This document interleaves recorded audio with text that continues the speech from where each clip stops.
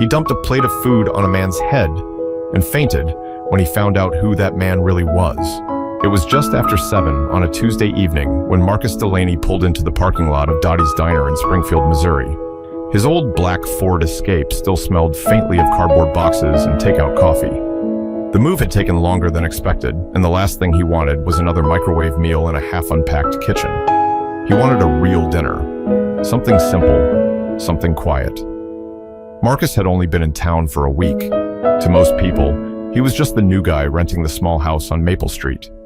He'd nodded politely at neighbors, waved at a mail carrier or two, but kept to himself. That was his nature. Calm, private, observant. Nobody knew much about him, and that was fine with Marcus. When he stepped out of his car, the warm air carried the smell of fried chicken and fresh rolls. He took a deep breath, locked his car, and headed toward the glass doors. Inside, the diner looked like a scene frozen in time. Red vinyl booths, the soft clinking of coffee cups, and an old jukebox that hadn't worked in years. "Evening, hun. Sit anywhere you like," said Marlene, the waitress with graying hair tied back in a bun. She offered a kind smile, the kind that made strangers feel a little less alone. Marcus smiled back, nodding as he slid into a booth near the window.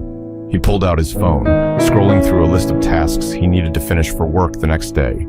It was a quiet, easy moment, until the door jingled again. In walked Officer Brian Calloway, his police uniform slightly wrinkled, his radio crackling faintly on his shoulder. Everyone in town knew Brian. He'd been on the force for 15 years and carried himself like he owned every room he entered. Loud voice, quick temper, a man who thrived on being noticed. "Hey, Marlene," Brian called out, tossing his keys on the counter. "Got my usual?" "Sure thing, officer." "Give me a sec," she said, glancing toward Marcus's booth. That's when Brian noticed him, a face he didn't recognize, someone new. Marcus didn't look up right away, but when he did, their eyes met for a brief second. Calm, steady, unbothered. Brian frowned. "Don't think I've seen you around before," he said, loud enough for half the diner to hear. Marcus smiled politely. "Just moved here last week." "Uh-huh." Brian leaned against the counter, arms folded. "Where from?" Marcus hesitated, then said, "Ohio." Brian's expression tightened, as if that answer alone didn't sit right with him. "Ohio, huh? Well, welcome to Springfield. We like to keep things peaceful around here, you feel me?" Marcus nodded. "That's all I want, officer." "Just peace and a hot meal," Brian gave a short laugh. All right. Just making conversation." He turned back toward the counter, but his eyes lingered on Marcus a second longer than they should have. The waitress came over with a glass of water and a menu. "Don't mind him," she whispered. "He's all bark, no bite." Marcus gave a half smile. "I've met his kind before." She raised an eyebrow, but before she could ask what he meant, her name was shouted from the kitchen. "Marlene! Orders up!" She hurried off, and Marcus opened the menu, trying to focus on the list of meals rather than the feeling of eyes still watching him. Outside, the streetlights flickered on one by one, bathing the parking lot in a pale orange glow. Inside, laughter and conversation filled the air again, but the calm had shifted, just slightly, like the moment before a storm. But that quiet tension was only the beginning, because within 20 minutes, everything in that diner would change. 10 minutes passed. The smell of fried food hung heavy in the air, and Marcus had just started to relax. Marlene brought his order, chicken fried steak with mashed potatoes and green beans, then refilled his water with a warm smile. "You let me know if you need anything, sugar," she said. He thanked her, unfolded his napkin, and started to eat. But across the room, Brian Calloway was on his third cup of coffee and growing louder by the minute. He sat at the counter talking with two regulars, laughing too hard at his own jokes. His voice carried like a thunderclap, and though the diner was half full, everyone could hear every word. Then, without warning, his tone shifted. "So, what's that guy's deal?" Brian said, jerking his chin toward Marcus's booth. "You see how quiet he is? Folks like that always think they're better than the rest of us." The two regulars chuckled uneasily. One of them muttered, "He just moved here, I think." Brian leaned back on his stool. "Moved here, huh? You mean he just showed up and decided this was home?" Marcus tried to ignore it, focusing on his meal. But Brian wasn't done. He got up, walked over, and stopped at the edge of Marcus's booth. His boots squeaked against the floor. "You new around here, huh?" he said, already knowing the answer. Marcus looked up. His voice was calm. "That's right," Brian smirked. "You from around Springfield originally?" "No, sir," Marcus replied, cutting another piece of steak. Brian tilted his head. "What brings you here then? Work? What kind of work?" Marcus paused. "Just office work. I prefer to keep things private." That word, private, hit Brian the wrong way. He laughed out loud, shaking his head. "Private, huh? We don't do secrets around here, pal. Folks like to know who they're dealing with." Marlene, watching from the counter, called out gently, "Brian, leave the man alone. He's just trying to eat." But Brian ignored her. He reached over, grabbed Marcus's glass of water, and swirled it slightly, staring into it like he was inspecting for something. Then he set it down hard enough for a bit of water to splash out. "Just being friendly," he said. Marcus's eyes met his, steady, unshaken. "You should be careful with how you define friendly." That was it. Something in Brian snapped. The regulars stopped whispering. Marlene froze mid-step. Brian reached over to the counter, grabbed a fresh plate someone had just served, a steaming one piled with mashed potatoes and gravy, and in one unbelievable motion, dumped it right over Marcus's head. The diner went silent. Forks stopped clinking. Even the jukebox made a faint click as if it too had gone still. Gravy dripped down Marcus's face, his shirt soaked. His jaw tightened, but he didn't move right away. He took a slow breath, then reached for a napkin and calmly wiped his eyes. "Feel better now?" he said quietly. Brian scoffed. "You think you can talk slick and get away with it in my town?" Marcus stood up, slowly, deliberately. He placed his wallet on the table, took out a few bills, and set them on top of the check. "Keep the change," he said to Marlene. Everyone watched as he walked toward the door. He didn't yell. He didn't even look back. The only sound was his shoes against the tile and the faint ding of the door as it closed behind him. Marlene turned toward Brian, her voice trembling. "What's wrong with you?" Brian shrugged, still smirking. "He'll get over it." One of the regulars whispered, "That wasn't right, man." Brian shot him a glare. "You got something to say?" The man looked down. "No, nothing." Brian tossed a few dollars on the counter, pretending he hadn't just humiliated someone. But deep down, even he could feel that something about that man's calm reaction didn't sit right. Not one bit. But what Brian didn't know was that Marcus's silence wasn't fear, it was control. And that control was about to turn his world upside down. The diner stayed frozen long after Marcus walked out. Nobody spoke. You could hear the soft hum of the ceiling fan, the scrape of Brian's boots as he shifted his weight, pretending like nothing happened. But the air had changed, heavy, sour, thick with guilt that wasn't his. Marlene's hands trembled as she picked up the empty plate Brian had thrown. "You went too far this time," she said quietly. Brian scoffed. "Oh, come on, Marlene. He's fine. Just needed to know his place. People come in here thinking they can act all high and mighty." She cut him off. "He didn't act high and mighty. He was minding his business. You're the one who couldn't leave him alone." Brian's mouth opened, but nothing came out. He wasn't used to people talking back to him, especially not here, in his town. He turned toward the others, looking for backup, but the regulars avoided his eyes. One of them, a truck driver named Dean Whitby, finally spoke up. "You didn't have to do that, man. You embarrassed the guy in front of everybody." "For what?" Brian forced a laugh, trying to shake off the discomfort. "You're acting like I beat him up or something." "It was a joke. People need to toughen up." Dean shook his head. "Didn't look like a joke to me." For the first time that evening, Brian felt something crawl under his skin. A faint, creeping discomfort he couldn't explain. He glanced toward the door Marcus had walked out of. The glass pane still had a faint handprint near the handle, like a quiet reminder of what had just happened. "Whatever," he muttered. "You all are too soft these days." Marlene sighed, wiping down the counter harder than necessary. "You've got no idea who that man was, do you?" Brian frowned. "What are you talking about?" She looked him dead in the eye. "Some folks don't have to tell you who they are for you to respect them." He rolled his eyes and stormed toward the door. Yeah. I'll see you around, Marlene. You can take his side if you want." The bell above the door jingled as he left, his cruiser parked right outside under the yellow streetlight.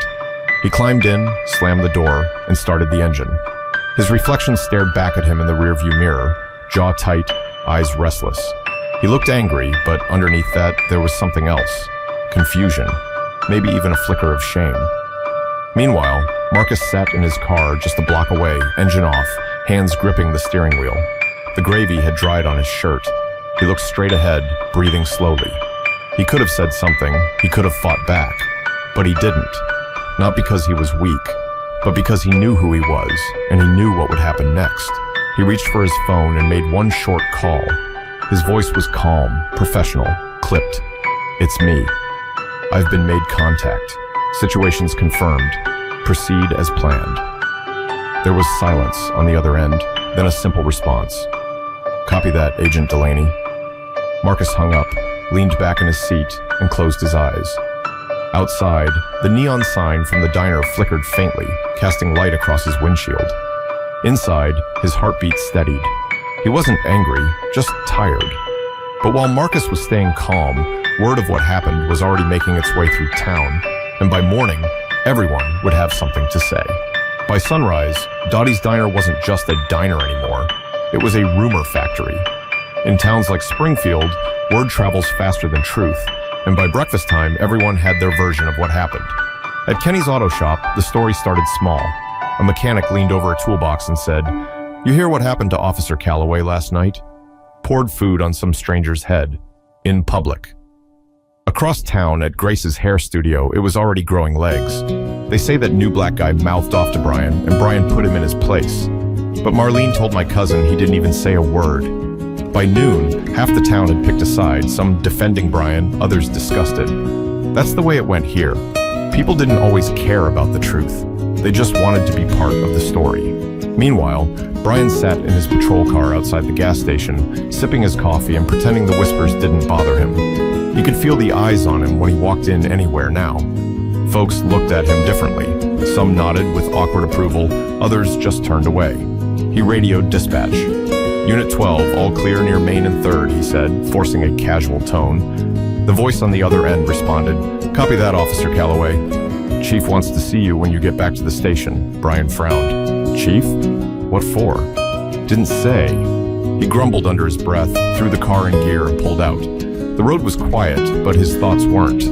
Maybe the guy had filed a complaint. Maybe the chief just wanted to calm things down before it made the local paper. But still, he told himself he didn't care. He'd done nothing wrong. At least, that's what he kept repeating. Back at the diner, Marlene wiped down the counter, her face pale from lack of sleep. The booth where Marcus sat still had faint stains on the table. She hadn't cleaned it all the way. Something in her gut told her she shouldn't erase what happened just yet. Dean Whitby walked in, hat in hand. "Marlene, you okay?" She sighed. "I'm fine, Dean." Just wish last night hadn't happened. Dean sat down on a stool. That man, Marcus, he didn't deserve that. You could tell by the way he carried himself, calm, like he'd seen worse. Marlene nodded slowly. "Yeah, he wasn't scared, he was waiting." "Waiting for what?" Dean asked. She hesitated. "That's what I can't figure out." Later that afternoon, Brian pulled into the police station parking lot. The chief's SUV was already there, along with 2 unmarked black sedans he didn't recognize. He squinted at them but didn't think much of it, just figured they were city officials. Inside, the station was quieter than usual. Officers avoided his gaze. A few whispered near the coffee pot. Brian knocked on the chief's office door. "You wanted to see me?" The chief looked up, his expression serious. "Yeah."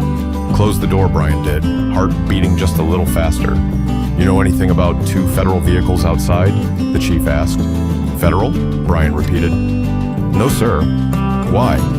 The chief sighed, rubbing his forehead. "Because apparently, the man you decided to dump a plate of food on last night wasn't just some stranger. He was on assignment here, federal business." Brian froze, confusion twisting into disbelief. "You gotta be kidding me." The chief shook his head. "No joke. He's an agent, full credentials. I just got the call. They want a meeting in about an hour." Brian's face drained of color. He opened his mouth, then closed it again. "You mean to tell me that guy?" The chief cut him off. "Yeah, that guy. You better get yourself together, Brian, because this isn't going away." But what Brian didn't know was that the worst part wasn't the meeting. It was who was about to walk through that door next. The sound of heavy boots echoed through the narrow hallway of the Springfield Police Department. Officers glanced up from their desks as two men in dark suits stepped in. No badges flashing, no introductions needed. The kind of presence that made the whole room stand straighter without a word being said. Brian stood beside the chief's office door, his palms slick with sweat. His heart thudded in his chest, slow and uneven. He didn't know what to expect, an official reprimand, maybe a lecture about public image. But when the taller agent looked directly at him, expression flat, Brian suddenly realized this wasn't just about image. The chief gestured stiffly. "Agent Delaney, this is Officer Brian Calloway." Brian blinked. "Wait, Delaney?" The shorter agent, standing behind Marcus, smirked faintly. "You remember him, I'm sure." Marcus Delaney stepped forward, dressed sharply now in a dark suit and tie. Not a single trace of the quiet diner patron who'd been drenched in gravy the night before. His calmness was the same, but this time it carried authority. "Wait." Brian's mouth opened, but no sound came out. You're FBI?" Marcus's voice was cool, precise. "Special Agent Marcus Delaney. I've been assigned to a joint operation here in Springfield. We were coordinating with your department until last night." The room felt smaller. The chief cleared his throat, trying to hold composure. "Agent Delaney, let me say on behalf of..." Marcus raised a hand gently. "Chief, I'm not here for apologies. I'm here for accountability." Brian swallowed hard, trying to regain some ground.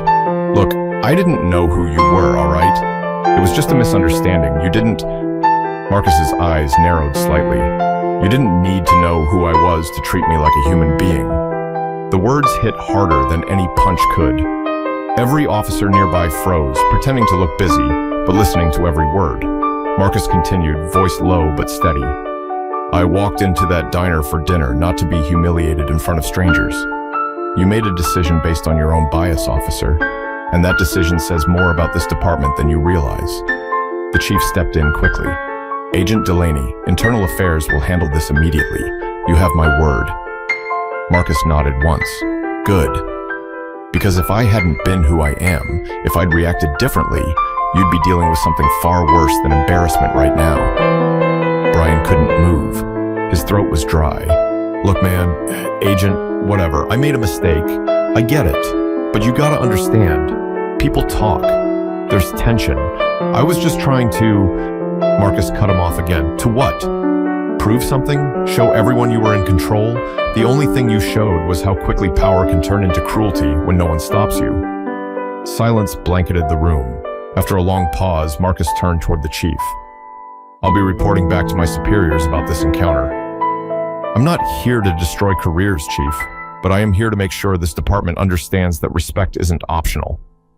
He gave Brian one last look, measured, disappointed, final, and then left the room.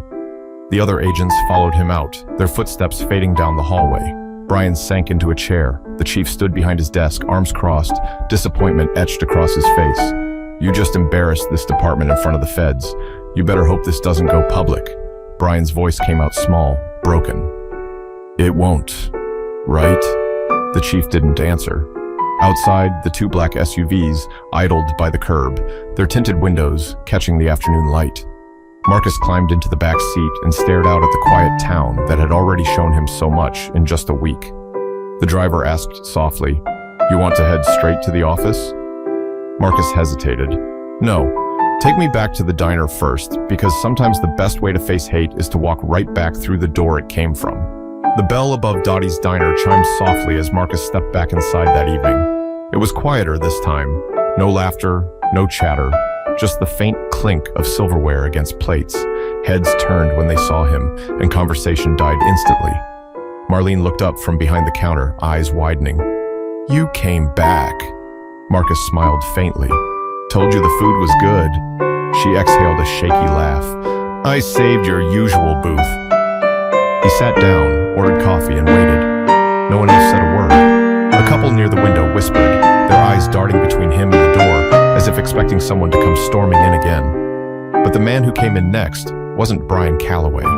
It was Dean Whitby, the truck driver. He hesitated, then walked over. Sir, I just wanted to say, what happened last night wasn't right. Nobody deserved that. Marcus nodded. Thank you, Dean. I appreciate that Dean rubbed the back of his neck. People around here, they see what they want to see.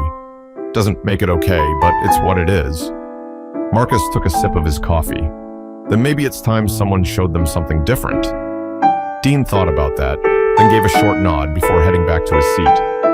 Outside, across the street, a black SUV idled quietly.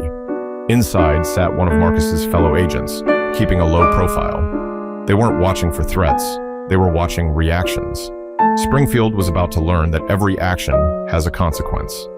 At the station, things were unraveling fast. Word of the FBI visit had spread beyond the walls. A few officers started whispering about body cams, reports, disciplinary hearings. Someone said internal affairs from Kansas City was on their way. Brian sat alone in the locker room staring at his reflection in the metal mirror. His badge lay on the bench beside him. He hadn't slept. The adrenaline from last night was gone, replaced by a dull ache in his stomach that wouldn't go away. When the chief walked in, Brian didn't even look up. "I'm suspended, aren't I?" The chief sighed. "Pending investigation. They'll review everything. You'll have to answer questions about your conduct." Brian clenched his fists. "I said I was sorry.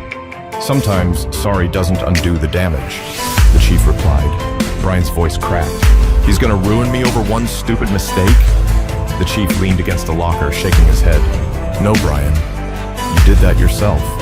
He left the room, leaving Brian alone with the sound of the fluorescent light buzzing overhead. Back at the diner, Marlene came over with a slice of pie. "On the house," she said softly. Marcus smiled. "You didn't have to do that." "I know," she said, "but I wanted to." They sat in silence for a moment. Then she asked, "You gonna press charges?" Marcus looked out the window, the evening sun casting long shadows on the street. "No, the system will handle him. Sometimes the best punishment isn't jail. It's having to face what you've done." Marlene nodded slowly. "You're a good man, Mr. Delaney." He smiled faintly. "I try to be." As he left the diner, a few people outside pretended not to watch him. Some looked ashamed, others looked curious. But the message had already started to spread. Respect isn't something you give based on who someone is, but on how you choose to act. Later that night, a statement from the Springfield Police Department hit the local news. The department has been made aware of an incident involving one of our officers and a visiting federal agent. An internal investigation is underway. We do not condone disrespectful behavior of any kind. Brian saw it flash across the TV screen from his couch. He turned it off, sat there in the dark, and finally realized that for the first time in years, people weren't laughing at his jokes anymore. They were looking at him like he was the problem. But the real reckoning hadn't happened yet, because Marcus wasn't done with him, not until they spoke face to face.